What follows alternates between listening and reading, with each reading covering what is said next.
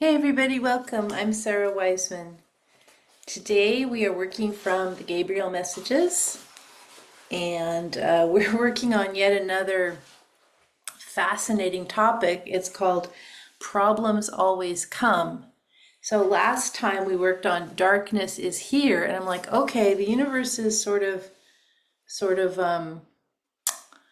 providing us with, this idea of it's not really always love and light in every moment of our experience, right? It's just not how life is. And so I think that one of the reasons that they are providing this to us in this way is so that we have, the Buddhists use the term equanimity, which is sort of staying in the middle place, not going up too high, not going down too low, as we navigate life.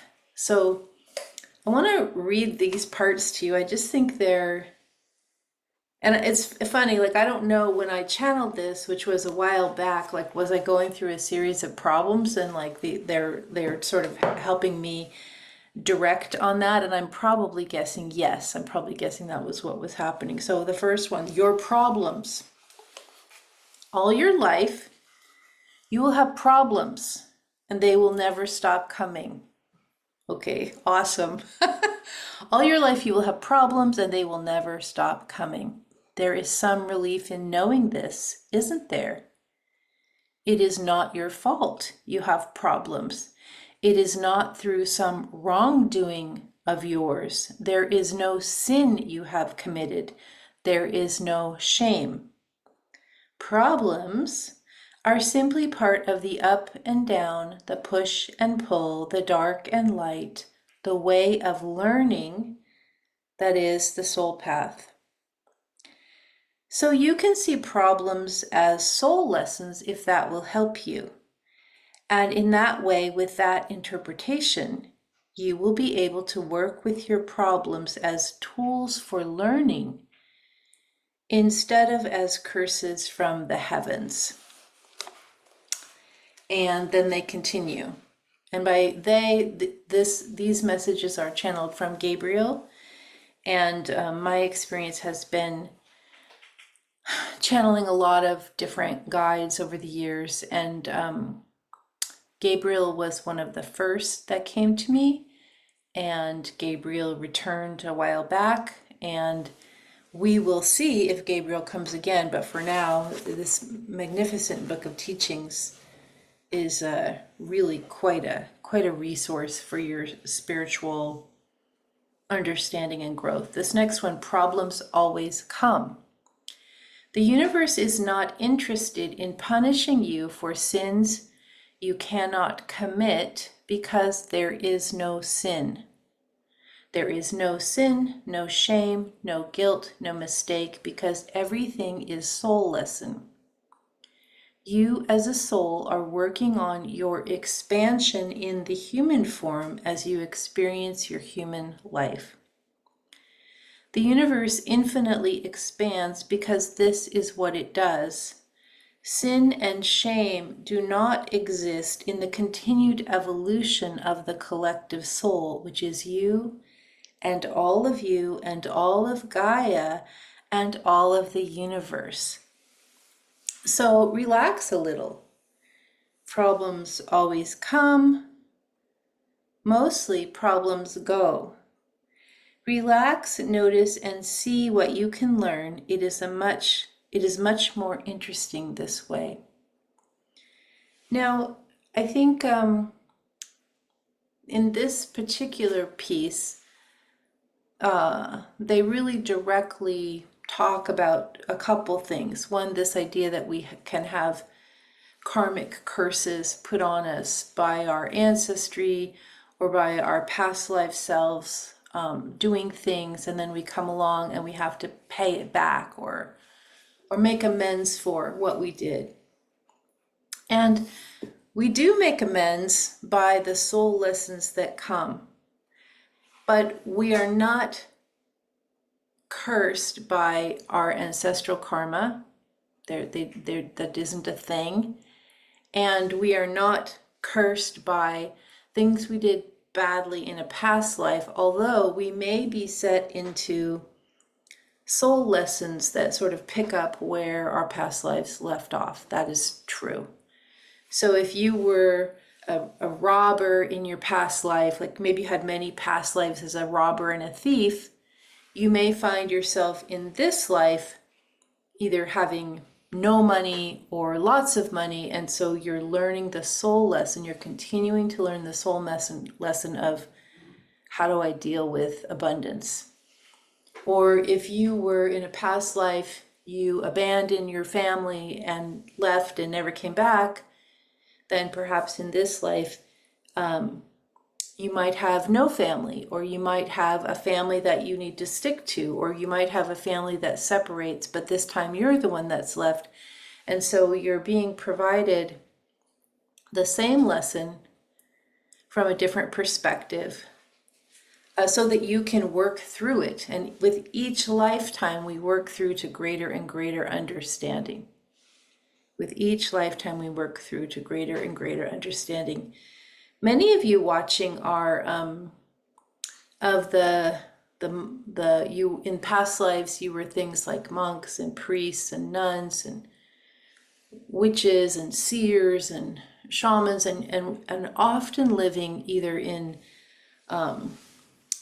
sacred community somewhere remotely, like in a monastery or convent or something like that, or in a little hut or cave in the woods, doing your practice.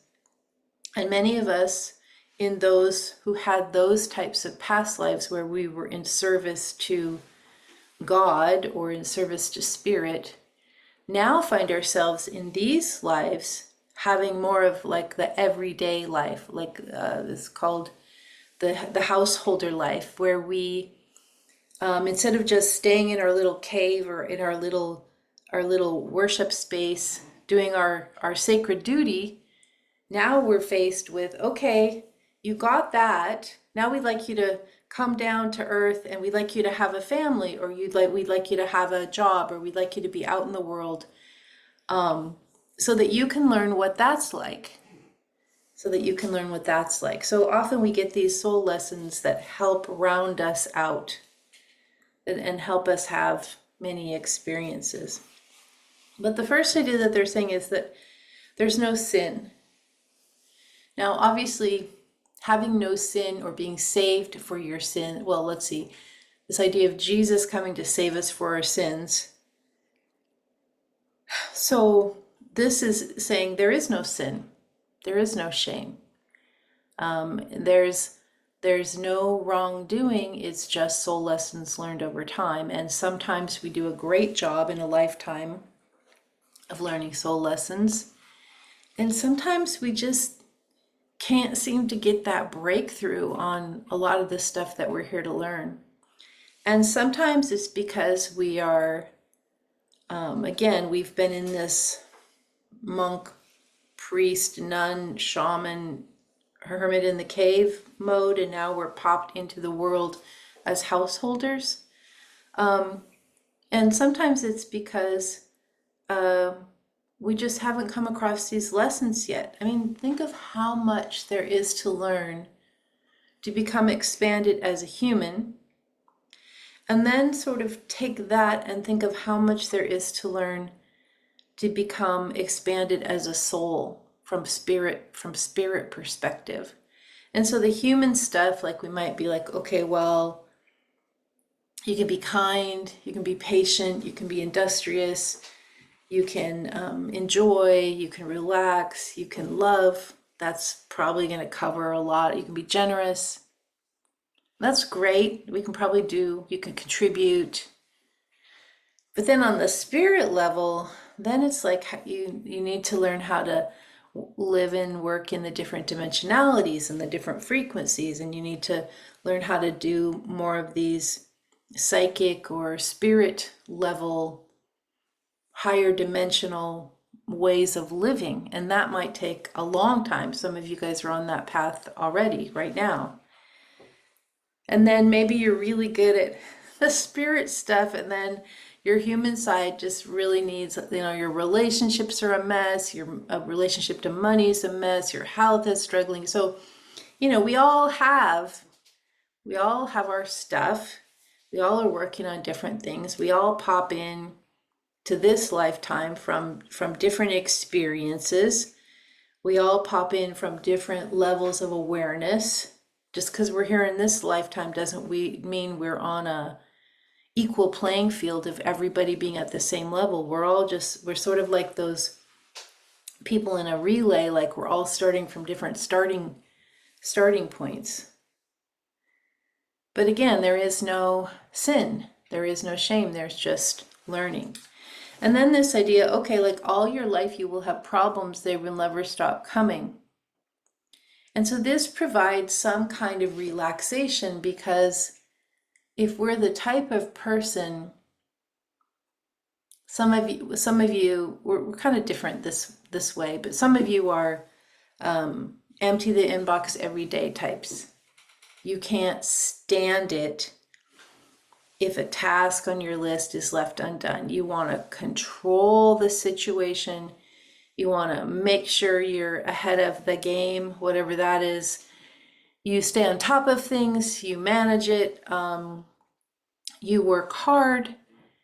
And I think there's this feeling for people like that, probably I'm in that group, like if we can just stay ahead of the chaos coming in and manage it and take responsibility for it and fix it, then at some point we won't have any problems, because we're doing such a great job of managing them as they come in, or even pre-managing them before they happen.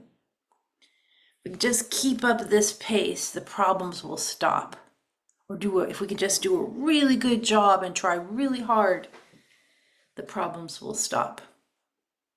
Now, of course, it's completely untrue. We don't have any control of the ebb and flow of the up and down. We just don't. So being hyper vigilant to challenges can be a way to live, but it also creates a lot of kind of anxiety and feelings of not being enough, or you're never gonna be enough. On the other hand, there's lots of you who are like, I never clear my inbox. What's the point? I never deal with anything until the last minute. I'm really here to enjoy. And I just, if it's a hassle, I'm not going to do it. Or I just can't focus on that. I need to focus on what I love. And then in that case, when a problem does sneak up, it tends to build and become a bigger thing than if you'd been taking care of it all along. As a not very exciting example, at least for most people, is like if you brush your teeth and floss, when you go to the dentist, you're going to have an okay visit. If you never take care of anything, you go to the dentist, they're like, oh no, this is going to be a lot of pain now because you didn't take care of it. Or if you pay your taxes on time and you use an accountant, or you do it the right way, and you just have this consistent practice of sort of dealing with things and meeting the deadlines, then you're going to have an easier time than the person that's like, I'm never paying my taxes, and then 20 years later the IRS is like, whoa. So those are just sort of mundane examples. But this idea that problems are always going to come. So what do we learn from problems? And I would guess that the universe, because the universe is so wise and tricky and perfectly specific to each of us, that whatever problem comes into your little basket of problems that show up, whatever problem comes in is directly related to the specific soul lesson you're learning. So if you have a problem of a person's continually missing appointments, or just say, then the soul lesson you might be working on could be patience. That could be patience, relaxing, not being so uptight about appointments, or it could be about having boundaries with that particular person that kept blowing through all the appointments. So when a problem comes, one thing that you can do is immediately look and say, okay, is this a soul lesson for me? What am I going to learn? Why am I being presented with this? And what's the fastest way, the fastest, easiest way I can show up to this problem from my highest soul wisdom and just apply the best top level understanding in spiritual sense that I can to the situation? That's one way. The other way is to look and see, so right now we're in a lot of place where we have problems as a collective. We have problems of poverty, we have problems of violence, we have problems of drug and alcohol addiction, we have problems of misogyny and abuse, we have problems of illness, we have problems of climate issues. And so these are problems that we experience as a collective. So it's not just my problem or your problem. It's a problem affecting an entire group of people, or a town, or a city, or a region, or even a part of the planet, or the whole planet. And so as we look at those types of collective problems, the idea is, what are we being asked to learn? Now, obviously, say ecological climate change problems is pretty clear, right? It's pretty clear that we're being asked to do things differently, that we're being asked to stop the industrial approach and pollution and misuse of resources. We're being asked to stop all of that. And so because we're part of the collective, like, what are we supposed to do? Like, maybe you get it and I get it. Lots of people get it, but not everyone gets it. So how can we solve the problem if we're just one person, or we're just a couple people that get it? And so here's where almost like a bigger problem comes in on top of the problem of the climate. How do we work together? How do we work together with many, many people on the planet, with many different viewpoints, many different backgrounds, many different experiences? How do we do this? And the answer is, like, we don't know. We don't know how to do it because we haven't done it. If we knew how to do it, we would have done it. And so I think it would be useful to look at small pockets of people and groups that have done it and figure out how they have managed to take a very diverse and disparate collective group and bring in agreement, and bring in the combined channeled forces of all of that energy toward a common goal.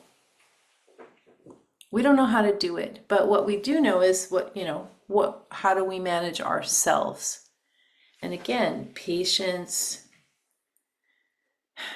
not patience like being stuck and witnessing horrors and not doing it. That's not what I mean. I just mean patience that the process is happening, and taking this view that it's going to take quite a bit of effort, and being committed to the process in our lifetimes, and also perhaps more lifetimes. I'm sure that it'll take more lifetimes for lots of us. So committing to the process as a long-term goal that we want to have from a soul level, a soul goal. And then how else do we do it? Well, we sort of look at our cultural differences, and we have to have this bigger view of cultural differences are really embedded belief systems. And if we want to meet in the middle, we're going to either have to release those so that we can meet, because you might have people from very different backgrounds who really disagree, so they're going to have to let go of their belief systems in order to meet for the larger goal. Or we're going to have to work from a higher part of ourselves that isn't influenced by our embedded belief systems, or both. I kind of like the idea. I mean, I work a lot with people on releasing embedded belief systems, all the things you were raised with, all the things you believe, all the things that made you who you are from the time and place you were born into. If you were born into another time and place, in another body, in another gender or race, you'd have a entirely different outlook. So who are you at the core? And how can you let that person be the part of you that's showing up in the day-to-day? This is a giant topic. We have a lot to talk about. I'll stop for today because this feels like a good stopping point.